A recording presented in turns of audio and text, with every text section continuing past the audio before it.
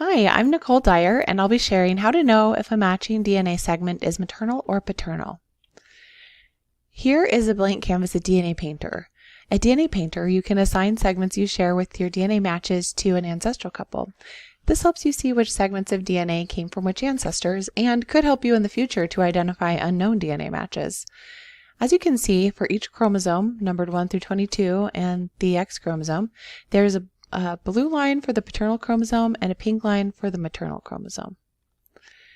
If you want to paint a match, you just copy and paste the segment data from one of your matches, and then you can click Preview these segments. When you do that, it overlays the segments on both the maternal and the paternal because you haven't told it yet if it's on which side of your family, if it's paternal or not. In this case, I was painting the match with a maternal first cousin. So I could go in there and identify that I knew it was a maternal first cousin and that the common ancestral couple is the maternal grandparents. But what if you have an unknown match where you don't know who the common ancestor is? Like this one with Keith. I don't know which side of the family he's from. I do have an existing chromosome map. So Keith matches to Robert, and I can overlay his segments on this chromosome map, and maybe that will help me. So I saved the segment data and give it a name, Keith, and I notice that here the segments, some of them overlap with a known group on the maternal side, Edward Ashton and Jane Traharn. So if I know that, can I now assign Keith's segments to the same group?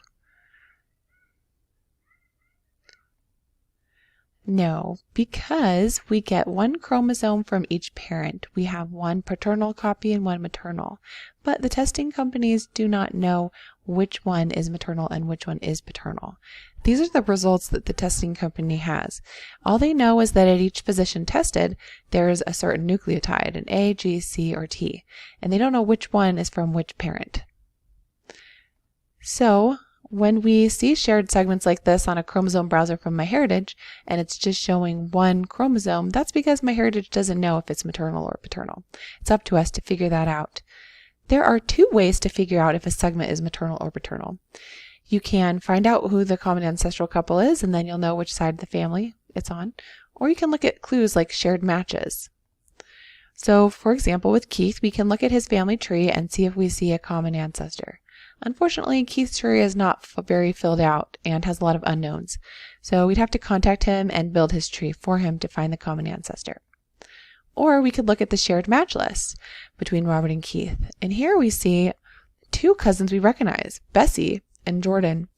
Bessie is a known paternal second cousin from Robert's first great-grandparents, William Dixon Bailey and Martha Jane Coxwell, and Jordan is from the Bailey Coxwell side as well. So these matches are paternal. Looking at Robert's family tree, we can see that on his father's side, he has the ancestors William Dixon Bailey and Martha Jane Coxwell. On the mother's side, he has Edward Traharn Ashton, whose parents are the ones that overlapped that one segment, and his parents are Edward Ashton and Jane Traharn. So we have two sides of the family and two chromosomes, the maternal side and the paternal side. So on Robert's chromosome, we can see that on paternal chromosome 1, this segment from William Dixon Bailey and Martha Jane Coxwell is paternal, and that one was shared with Keith. It overlaps this same segment that's on the maternal chromosome that's on the other side of the family. That belongs to Edward Ashton and Jane Traharn. So just because a segment appears to overlap doesn't mean you know whether it's paternal or maternal. You have to go and do the work to find that out yourself.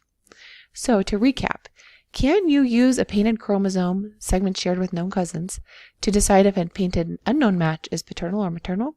And the answer is no. You need to figure that out yourself first, looking at shared matches. Then, if it overlaps with a known match on that side, maternal or paternal, then you can figure out which line the MRCA will likely be found on. You can read more about this at dnapainter.com/help/FAQ.